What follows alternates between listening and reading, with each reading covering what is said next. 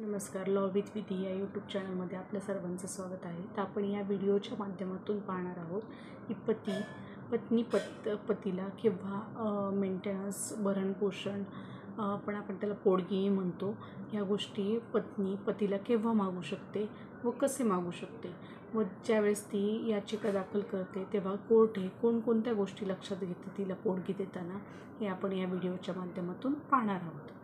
तर सर्वप्रथम आपण पाहूयात की ती कधी पोटगी मागू शकते. जेव्हा ती काहीच कमवत नसेल, तिचा कुठलाच इन्कम नसेल, ती नोकरीला नसेल, तर तेव्हा ती ऑल डिपेंड तिच्या पतीवर असेल, तर ती तेव्हा पोटगी मागू शकते. पतीचं पतीचं एक्स्ट्रा मॅरिटिकल अफेअर असेल तर तेव्हाही ती पोटगी मागू शकते. किंवा तिला पती किंवा त्याच्या रिलेटिव्सकडून डावरीसाठी जर फोर्स केला जात असेल किंवा तिला त्रास दिला जात असेल, तर त्यावेळेसही ती पोटगी मागू शकते. तिला मेंटली किंवा फिजिकली हार्म करत असतील, तर तेव्हा ती बऱ्याच वर्षापासून वेगळी राहत असेल, तर तेव्हाही ती पोटगीची याचिका दाखल करू शकते. तेव्हाही तिला पोटगी मिळू शकते.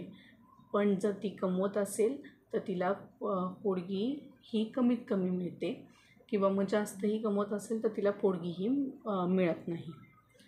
तर आपण आत्ता पाहिलं की कधी ती याचिका करू शकते, पोटगी कधी मागू शकते. आता आपण पाहूया की ती याचिका कशी मागावी किंवा त्याची प्रोसिजर काय. तर आपण ज्या पत्नीला आपल्या पतीकडे पोटगी मागायची आहे, त्यांनी वकिलामार्फत सेक्शन 125 क्रिमिनल प्रोसिजर कोडतर्फे कोर्टमध्ये याचिका दाखल करावी.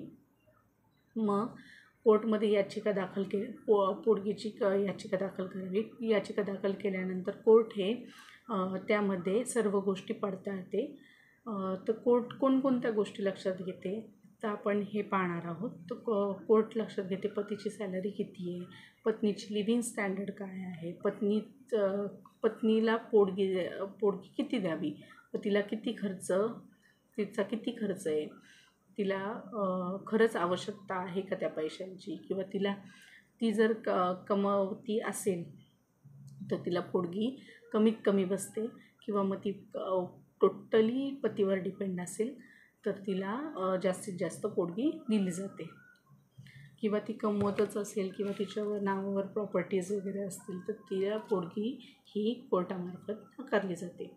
तर आपण या व्हिडिओच्या माध्यमातून पाहिलं की पत्नी पतीला मेंटेनन्स, भरणपोषण किंवा पोटगी आपण म्हणतो ते कशी मागू शकते, कधी मागू शकते हे आपण पाहिलं. किंवा कोर्ट हे पोटगी देताना कोणकोणत्या गोष्टी लक्षात घेतं हे आपण या व्हिडिओच्या त्यातून पाहिलं. तर तुम्हाला व्हिडिओ आवडला असेल तर लाईक करा, शेअर करा अँड सबस्क्राईब करा. धन्यवाद.